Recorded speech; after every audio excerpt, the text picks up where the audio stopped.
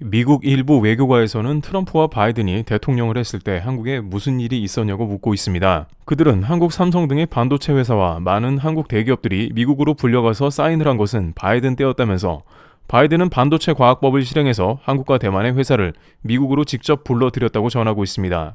물론 이러한 기조는 트럼프 때 형성되긴 했습니다만 정작 과감한 실행은 바이든 때 이뤄진 것이라고 주장합니다. 이것으로 한국의 대기업들이 미국에 수백조 원을 투자하는 중이며 한국의 일자리는 줄어들었습니다. 많은 이들은 바이든은 동맹을 우대한다고 하지만 정작 한국에 칼을 휘두르지 않았냐는 의견이었습니다. 또한 오바마는 한국에 전쟁을 일으킬 뻔한 것이 사실인데 반대로 트럼프는 한반도 종전을 추진했다면서 오바마는 일본을 베이스로 한국의 대북 정책을 결정했지만 트럼프는 탑다운으로 일본을 배제했다고 설명했습니다. 정작 트럼프가 한국에 막대한 피해를 준 것은 미국 민주당에 비해 적지 않냐고 반문하고 있습니다. 그러면서 폭스뉴스 등 미국 트럼프 지지 매체에서는 미국 언론의 여론 조작으로 인해서 트럼프가 당선될 거라고 예상한 사람이 없었고 해외에서는 더욱 그러했다고 밝히고 있는데요. 그러나 미국 현지 분위기는 트럼프가 당선될 것에 베팅하는 게 정배였으며 해리스는 갈수록 가망이 없었다고 합니다. 하지만 뉴욕타임즈, CNN 등 주요 매체에서는 여론조사 결과 해리스가 49대 47로 박빙으로 앞서고 있다 했지만 결과는 트럼프 51%로 역대급 득표를 하면서 트럼프가 승리하게 되었다는 것입니다. 물론 트럼프 대통령의 각종 구설수와 여전히 동맹을 위협하는 발언 등은 전 세계에 위협을 주고 있습니다만 대한민국만큼은 트럼프 대통령 당선 이후에 그가 어떠한 의미가 있는지 살펴봐야 한다는 의견이 나옵니다.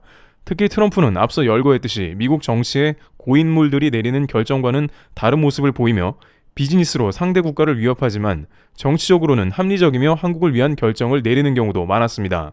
한 예로 미사일 지침 해제 4번 중 3번은 트럼프 때 이뤄진 것을 기억해보면 한국 장거리 미사일 발사의 최종 버전은 트럼프의 사인으로 인해서 완성되었다고 할 정도로 파격적인 결정이었으며 트럼프는 미사일 지침 해제를 하면서 별다른 요구를 하지도 않고 한국 보고 잘하고 있다 독려했습니다. 한국의 장거리 미사일 기술 발전이 동북아와 미국의 안보에 도움이 될 거라 생각한 합리적 결정이었죠.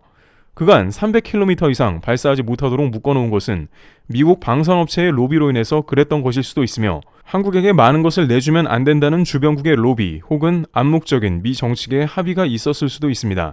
그러나 트럼프의 파격으로 한국은 사실상 ICBM으로 불리우는 위성 로켓을 전세계 7번째로 발사 성공하기에 이르렀던 겁니다. 일각에서는 한국에 다시 있을 수 없는 기회가 나올 수 있다는 의견을 제기하고 있는데요.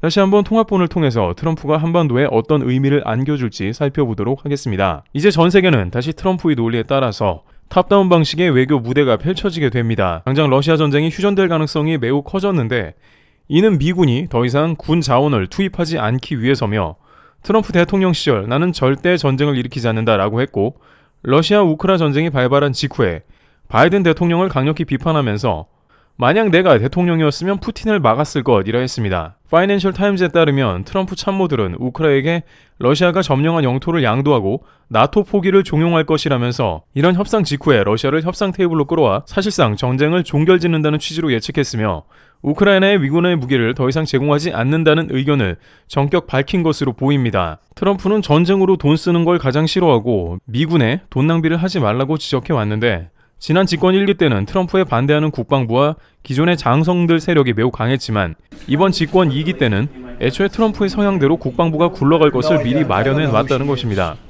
따라서 항상 비즈니스 논리를 포함한 미국 국방의 논리가 이제 전 세계에 제대로 적용되게 됩니다. 또한 이렇게 되면 러시아에 베팅한 김정은의 북한군 파견은 사실상 대실패로 남게 되는 셈이기도 합니다. 러시아는 이러한 맥락 가운데 북한을 동원해서 시간을 번 것으로밖에 판단되지 않습니다. 이처럼 도널드 트럼프의 당선은 당장 전 세계에 엄청난 변화를 끌어올 것으로 예측되고 있습니다. 그런데 이 가운데 대한민국에 일어날 변화는 가장 큰 것으로 주변국이 크게 긴장하고 있는데요.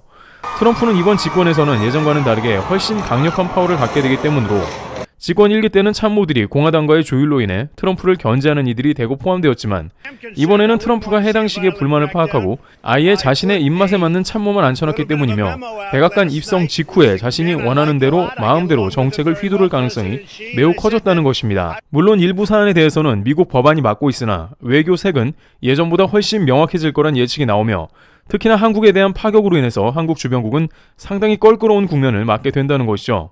한국도 어려운 면이 있겠지만 어떠한 국면에서는 사상 최대의 기회를 맞게 될 수 있다는 겁니다. 크게 3가지의 면이 있을 수 있다고 미국 현지 언론과 전문가들은 예측하고 있는데 통합본으로 보겠습니다.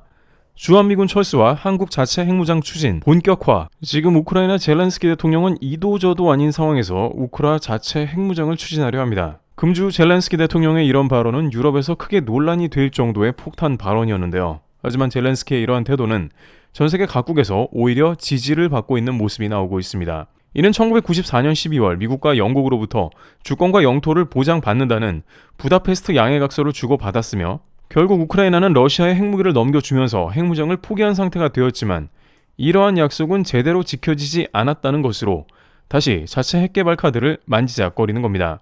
젤렌스키는 트럼프 대통령에게 미국이 군 자원을 투입하지 못한다면 핵개발을 보장해달라 할 것이며 트럼프는 이러한 제안을 받는다면 오히려 이것이 미국 국익에 부합하다고 판단할 수도 있다는 것인데 미국 외교부에서는 한국에도 비슷한 일이 일어난다며 폭탄 발언이 터져 나오고 있는 겁니다. 미 전문가 워싱턴의 싱크탱크 CSIS의 빅터 차는 도널드 트럼프 대통령이 당선될 경우에 한국의 자체 핵무장이 진행될 가능성이 현실화될 수 있다는 의견을 제기했습니다.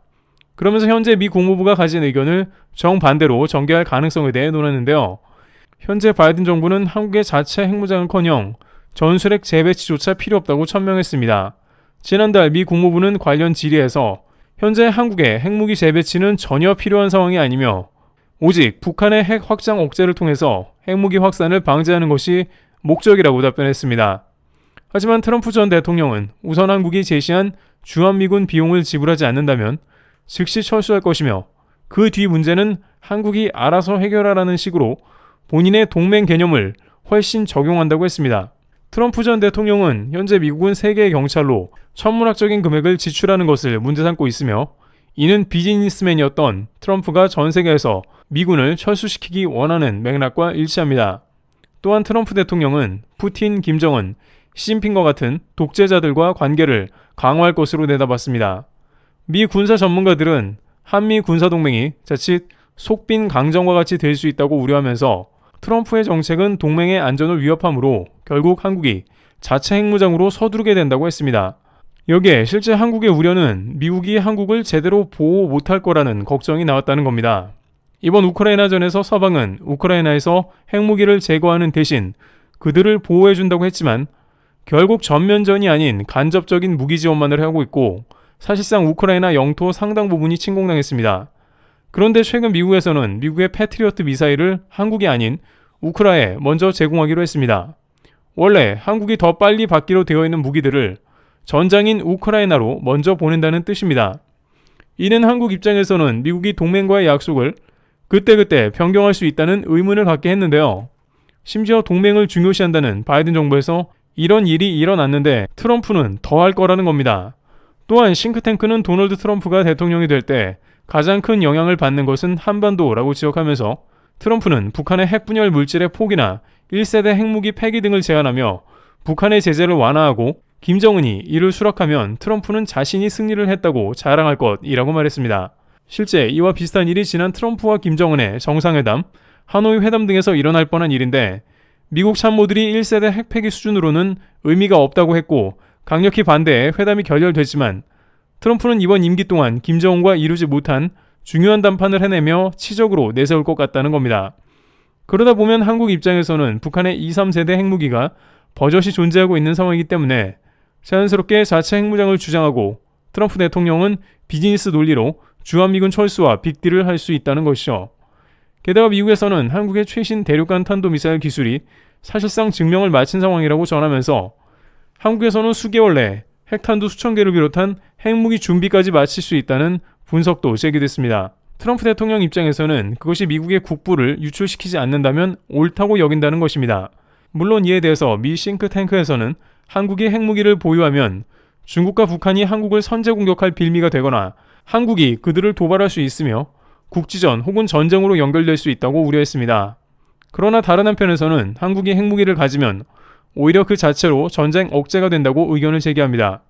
일단 한국의 군사력은 세계 5위권으로 핵무기뿐만 아니라 현무와 같은 미사일이 수천 발 포진해 있으며 한국에 어떠한 무력 시위를 할 경우에 한국은 곧바로 이에 응징할 능력이 된다고 파악했습니다.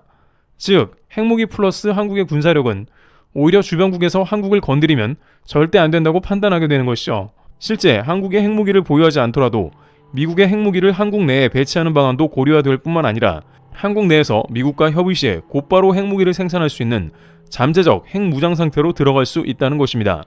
실제 트럼프는 한국의 미사일 지침 해제를 거의 모두 실행해준 인물로 한국의 국방력 강화를 지시했습니다. 한국의 국방력이 강화되어야 미국에서도 돈을 아낄 수 있다는 비즈니스적 논리가 대거 들어간 것입니다. 다른 대통령은 한국이 다른 주머니를 찰까봐 용인 안 했으나 트럼프는 한국 핵무장까지도 용인할 것이라는 해석입니다. 실제 이 과정에서 트럼프는 김정은과 한국의 주한미군 철수에 관한 딜을 할 수 있다는 말도 나왔습니다. 일각에서는 한국이 핵무장하면 국제사회에서 매장되며 한국은 모든 무역의 불이익을 감수해야 한다라고 하지만 미국 트럼프 대통령이 앞장서서 이를 커버하기 때문에 미국이 보호하는 관계로 한국은 위기를 넘긴다는 것이죠. 물론 중국을 비롯해서 주변국들은 반발이 거세겠지만 미국을 이겨낼 국가는 전 세계에 아무도 없는 게 사실입니다. 따라서 이런 흐름 가운데 한국의 핵무장은 한국의 기술력과 더불어 미국 정권 교체로 의외로 빠르게 온다는 겁니다. 이런 발표가 나자 중국에서는 트럼프가 당선되는 게 중국 경제의 이득이라고 생각했다가 발칵 뒤집혔는데요. 중국 국방에서는 영국 이코노미스트 분석에 동의하며 한국은 실제 핵탄두 3,000개 이상의 생산 능력을 보유했으며 ICBM, SLBM 등 핵탄두를 실어 중국의 모든 지역까지 커버해 발사할 수 있는 능력이 있다고 강조하면서 한국의 핵무장은 중국의 가장 큰 위협이 되며 동시에 남중국해 패권까지 영향을 끼친다고 우려했습니다. 중국 군사 전문가 숭중핑은 한국 핵무장으로 인해 동북아 밸런스가 깨질 수 있다 하면서 가장 조심해야 할 것으로 지적했습니다. 중국은 자신의 핵무기는 늘려가면서도 주변국이나 전세계 핵무장은 거세게 반대하고 있는데 그 중에 가장 핵무기를 빠르게 만들어낼 수 있는 한국의 핵무장에 대해서 우려하고 있는 것입니다. 그런데 문제는 이번 트럼프 당선으로 인해서 전 세계의 미국 동맹들이 각자 외교에 대한 비상이 걸렸다는 점입니다. 미국 CNN 방송에 따르면 트럼프는 40대와 70대의 말하는 장면을 비교하며 하나도 변하지 않았다고 했습니다. 그만큼 트럼프는 자기 생각이 확고한 사람이며 이를 조금도 타협을 볼 생각이 없다는 이야기로 비춰집니다. 그런데 이 상황에 미국 동맹들은 트럼프가 앞으로 어떤 카드를 펼쳐보일지 대략은 예상하고 있습니다. 바이든은 그래도 겉으로라도 동맹은 중요하다며 돈의 가치로는 평가할 수 없다고 말하고 있었지만 트럼프의 경우에는 동맹은 돈을 내야 유지된다는 섬뜩한 소리를 하고 있기 때문입니다. 더욱더 문제는 트럼프의 집권 1기 때에는 백악관의 내부 사정을 다소 몰랐던 비정치인 트럼프였습니다. 실제 북한과의 정상회담 때 트럼프는 어떻게든 회담을 성공적으로 마무리하려고 애를 썼지만 트럼프의 참모들은 북한이 트럼프를 속이려 한다며 터무니없는 조건이라고 트럼프를 막아섰습니다. 북한은 일부 구형 핵시설만 폐기하려고 했는데 당시 폼페이오 국무장관 등이 강력하게 반대한 것이죠. 주한미군 철수 문제에 대해서도 매티스 국방장관이 끝까지 반대했다가 결국 해임당하기도 했습니다.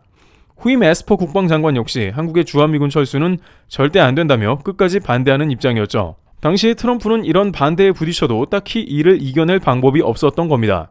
하지만 이제는 대통령을 한번 해봤으므로 자신의 뜻을 관철시키려면 어떻게 해야 하는지 너무 잘 알고 있으며 이기 내각은 트럼프의 미국 중심 정책을 누구보다도 강력하게 밀어줄 내각을 구성하고 있는 상황입니다. 그런데 트럼프 당선자의 한국에 대한 한마디가 주변국을 얼어붙게 하고 있는 상황이 전해지고 있습니다. 특히 유럽과 일본에서는 트럼프의 이번 당선에 대해서 상당한 부담을 안고 있는 것으로 드러나고 있는데요. 막상 트럼프의 구상에서 한국은 우수한 성적을 받고 있다는 의견이 등장하기 시작한 것인데 유럽과 일본의 경우를 각각 살펴봐야 하는데 트럼프는 한국 관련한 중대 발언을 하며 이들을 당황하게 했습니다. 특히나 일본에서는 차기 국가 전략 사업을 곧바로 트럼프의 발언으로 인해 포기하게 생겼다는데요. 우선 이를 이해하기 위해서는 트럼프가 항시 방위비에 대한 중요성을 얘기한 것을 봐야 합니다. 먼저 유럽의 경우에는 지난 트럼프 1기 집권 시에 충분한 방위비를 지불하지 않았다는 말을 상기했는데요. 현지 매체 디펜스 입스타 등에 따르면 트럼프 대통령은 수십 년 전과 수년 전 그리고 오늘 당장 똑같은 말을 반복하고 있는데 당시 독일을 향한 트럼프 대통령의 한국과의 비교 장면이 특히 주목해야 할 점이라고 강조했습니다. 트럼프 대통령은 독일 메르켈 총리와 사사건건 대립하고 있었으며 러시아 가스를 받지 말라고 했습니다.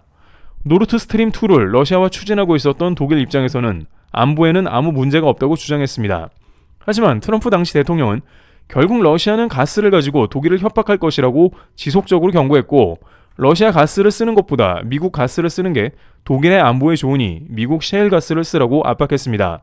그런데 당시만 해도 이러한 트럼프의 말은 유럽에서 비웃음을 당하면서 트럼프가 속물이라 여겼습니다. 유럽에서는 러시아 가스는 싸고 거기에 노르트 스트림 2 가스건으로 오면 훨씬 편리하다는 것입니다. 미국 셰일가스는 배로 와야 하고 가격도 더 비싼데 평화의 시대 유럽에서 러시아의 압승이라는 겁니다. 하지만 놀랍게도 러시아는 우크라이나와 전쟁을 일으켰고 그 주요 원인 중 하나는 우크라이나를 지나가는 가스 송유관 문제였고 이것으로 시작된 전쟁은 아직까지도 진행 중이고 북한군까지 등장한 겁니다. 트럼프 말대로 러시아는 가스로 유럽을 압박하기 시작했으며 결국 유럽은 미국 셰일가스를 들였습니다.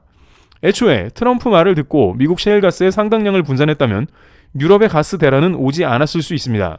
하지만 우크라 전쟁이 난 그해 겨울 유럽의 가스는 모자랐고 전기 사용료는 두세 배, 최고 10배 이상 튀어오른 것이죠. 그러면서 트럼프는 유럽의 안보를 지적하면서 방위비를 한국만큼은 써야 한다고 한 겁니다. 당시 유럽의 방위비는 GDP 대비 1% 되거나 주요국의 경우 그 이하인 경우도 부지기수였던 것으로 보입니다. 트럼프는 전혀 돈을 내지 않고 미국만 기대고 있는 독일에 있는 미군을 당장 철수시키겠다 했으며 당시 GDP 2% 중반 정도를 부담하고 있는 한국 정도로 방위비를 더 올려야 한다고 강조하기도 했습니다. 하지만 유럽은 전혀 방위비를 투자하지 않고 있다가 전쟁이 나자 미국과 한국에 매달리기 시작한 것입니다. 지금도 나토는 한국에 살상무기를 요청하고 있으며 젤렌스키 대통령은 천궁을 지원해달라며 콕 집어 말합니다. 당시 그렇게 방위비에 투자하라고 할 때는 말을 듣지 않고 있다가 한국에 무기 내놓으라는 격이죠. 하지만 문제는 유럽 내부에서는 벌써부터 트럼프 대통령 집권 뒤 러시아가 전쟁을 종료하면 유럽에는 다시 평화의 시대가 도래할 것이라며 방위비를 줄일 생각부터 하고 있는 상황입니다. 또다시 미국에 기대면서 기생하고 한국에 대해서는 K방산이 필요 없다며 배제하는 분위기가 될 수 있죠.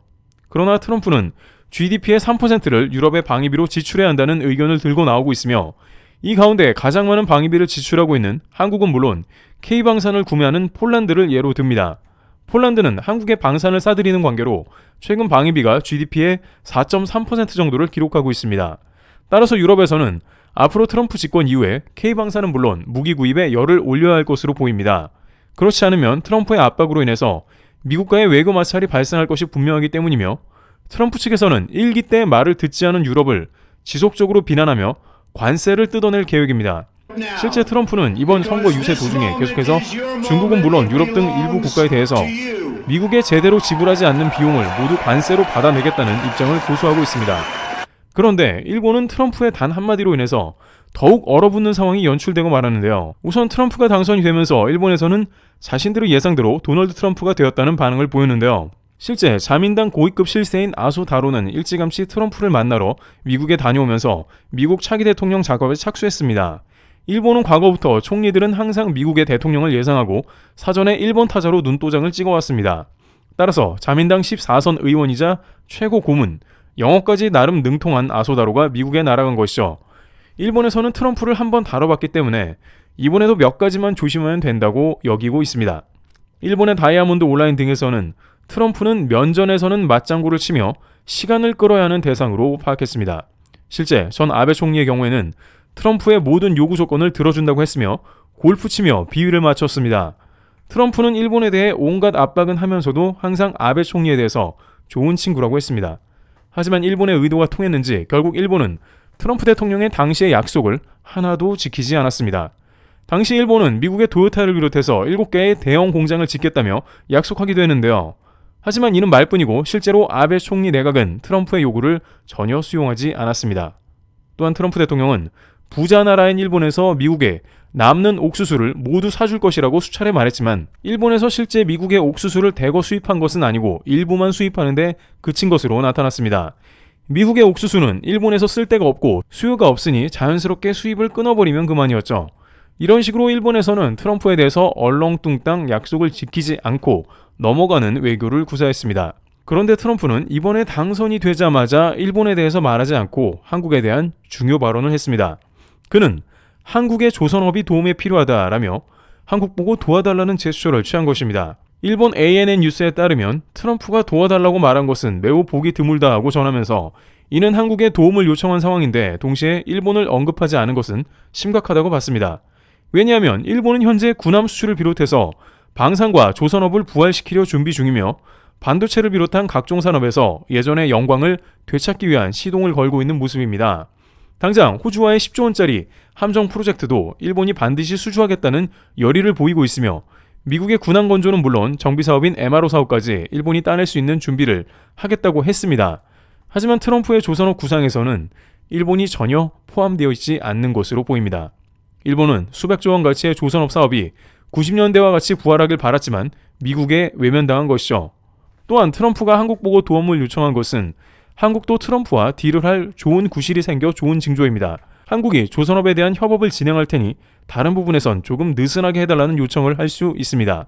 특히 한국은 반도체를 비롯한 에너지나 배터리 등 다른 다양한 부분에서도 미국에 이미 공장을 세웠으므로 조선업까지 미국과 협업을 하는 국면이 되기 때문에 한국은 반드시 필요한 파트너로 자리 잡고 있으나 일본은 이리저리 피해만 다니다가 이제 집권 2기가 되면서 제대로 걸려버린 꼴이 되었습니다. 그러다 결국 트럼프는 선거 다음 날이 되자 일본에 대해서 처음 입을 열었는데요. 트럼프는 엔저는 치명적이다, 최악이다 라면서 일본의 엔저를 저격하고 나섰으며 일본 수출 기업이 미국의 마음대로 팔아먹는다면서 일본 수출 경제를 압박하고 부정적인 멘트를 했습니다. 일본이 현재 유일하게 잘 되고 있는 게 엔저로 인한 수출인데 트럼프는 이를 꿰뚫어 보고 있는 겁니다. 한국과는 다른 국면이기 때문에 일본 내부적으로는 매우 심각한 상황을 감지하고 나섰습니다. 일본 요미우리 등 주요 매체에서는 집권 2기 트럼프는 훨씬 효율적으로 매섭게 다가올 수 있다면서 동북아에서 일본에 받아내지 못한 다양한 청구서를 회수하려고 작업에 착수한다고 우려하고 있습니다. 이와 같이 트럼프 집권 뒤에 한국은 다양한 측면에서 비교 우위 포지션에 있는 것이 확인되고 있습니다. 물론 한국도 트럼프의 청구서를 받겠지만 확실한 것은 한국은 기여도가 높으며 미국은 도움을 받아야 하기 때문에 다른 국가와는 다소 다른 지점에서 트럼프 2기를 적절하게 대처하며 시작할 수 있다는 예상이 나옵니다. 트래블2였습니다. 감사합니다.